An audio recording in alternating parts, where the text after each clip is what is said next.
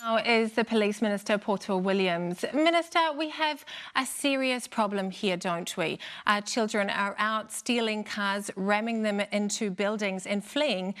It's out of control, isn't it?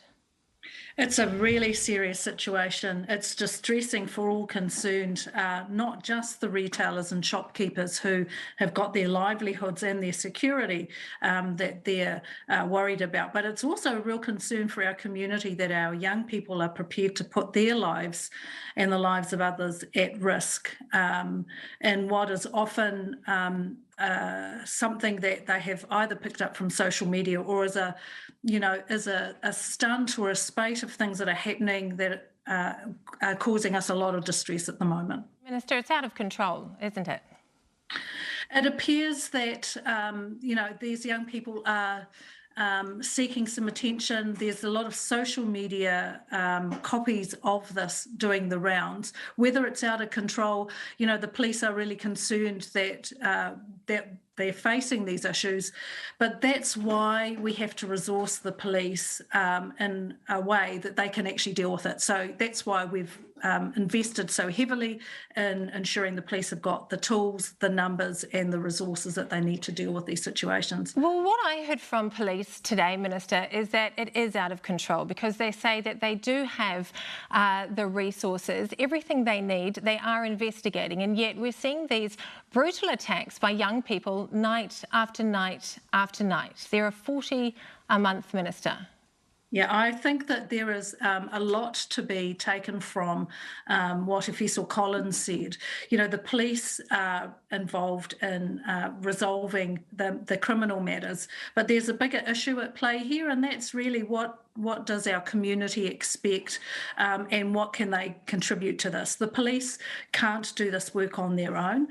They've got an extraordinary service in terms of their youth specialists and the like, working with the youths and with whānau, but this is not their problem to solve on their own. And, it's time for all of us, council, government agencies, NGOs and community leaders to step into this as well. I want to talk to you about that in just a second, but I wanted to know too, where were Police National Headquarters today, Minister? Because Detective Inspector Karen Bright is on the front line. This is a national issue. It's dealing with much broader issues than frontline policing, isn't it? So where was the leadership from Police National Headquarters today?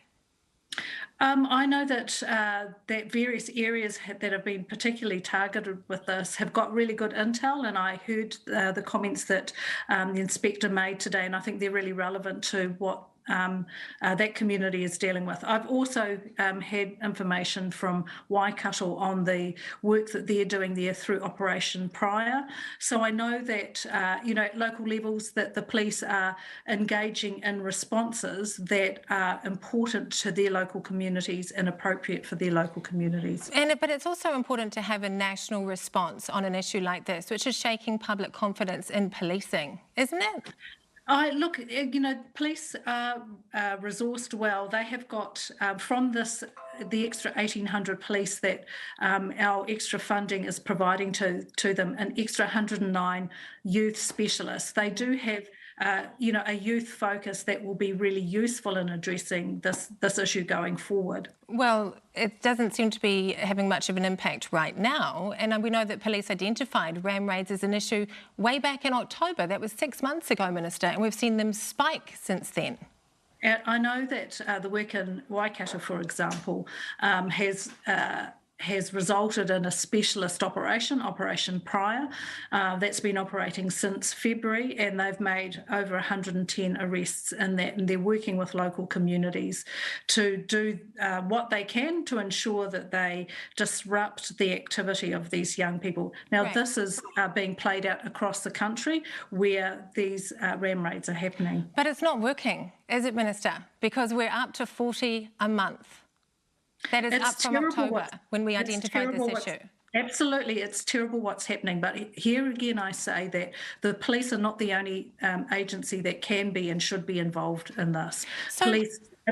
Police are a big part of the solution, but so are also our community leaders, our NGOs and other government agencies, and also locally elected officials as well. So what are you doing as a minister in Parliament? You sit around the cabinet table every week with your other ministers. Who are you talking to and what are you doing about this issue? Well, what we have done as a government, Rebecca, is to ensure that we've rebuilt the police service from it being run down by the previous national government. Record investment. It's important that we invest in rebuilding the police service, record numbers of police, and ensuring that we've got the youth specialists to deal with situations such as this. We are coming from a really low base that the previous government had left us in. So that's what we're doing. We also will have legislative fixes to help our police do their job better.